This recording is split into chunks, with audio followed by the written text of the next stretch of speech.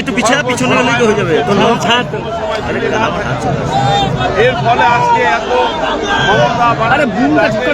মমতা ব্যানার্জি আজকে এত মানুষ ডাবগ্রাম ফুলবাড়ির মানুষ একটা আজান এবং ইঙ্গিত দিচ্ছে যে শেষ 5টা বছর যেভাবে বাংলার উন্নয়ন ঘটেছে, কিন্তু ডাবগ্রাম ফুলবাড়ি যতটা পিছিয়ে গেছে এবং 5টা বছরে কোনো দিনও একবারও লেজিসলেটিভে দাঁড়িয়ে বলেননি যে ফুলবাড়ি 1, ফুলবাড়ি 2 এবং ডাবগ্রাম 1, ডাবগ্রাম 2 এই অঞ্চলটা আজ আর গ্রাম হতে পারে না।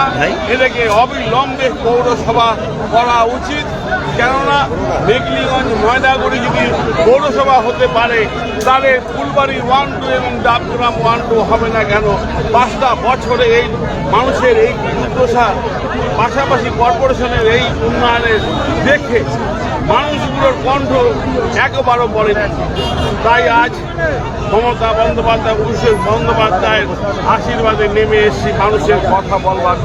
দাদা, আপনার বলা হয়নি যে দীর্ঘদিন ধরে একেবারে 36, 37, 38 থেকে একেবারে আমাদের গ্রামের মধ্যে একটা কলেজ নাই কেন? ঘুঘুমারি মানে কলেজ হবে না এ কথা কেন একদিনও বলেনি?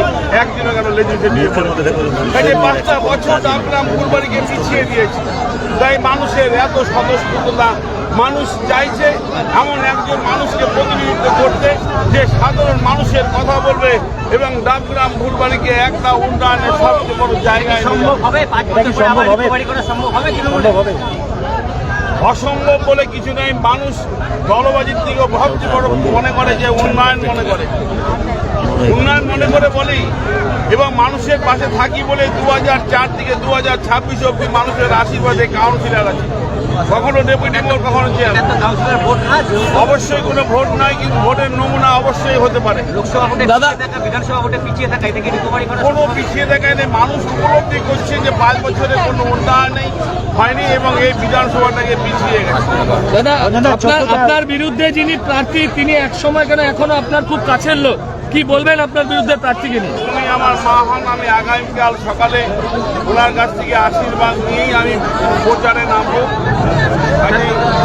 উনি বলছেন যে তৃণমূলের ক্যান্ডিডেট কোনো ফ্যাক্টর নয়, তিনি বলছেন কোনো ক্যান্ডিডেট ফ্যাক্টর নয়, তৃণমূল ক্যান্ডিডেট। কারো ব্যক্তি আপনার মাই সেখানে মিউনিসিপ্যাল কর্পোরেশন চাইছে, আপনিও কি আপনার মায়ের পথে আসছেন? যে একটা আইডিওলজি, একটা বিশ্বাস, একটা আদর্শের উপরে দাঁড়িয়ে একটা রাজনৈতিক দলের একটা প্রতিনিধি মাত্র আমি। আমার উল্টো দিকে যারাই দাঁড়িয়েছেন, কেউ বা মানুষের উপরে আদর্শের উপরে দাঁড়িয়েছেন, কেউ বা অন্য কোনোভাবে আদর্শের উপরে দাঁড়িয়েছেন। লড়াই হবে আদর্শের বনাম আদর্শের, লড়াই হবে উন্নয়ন বনাম উন্নয়নের, লড়াই হবে ভারতবর্ষের একটা অপূর্ণ সংবিধানকে সংকটে নিয়ে যাওয়ার প্রচেষ্টা, তার বিরুদ্ধে লড়াই হবে।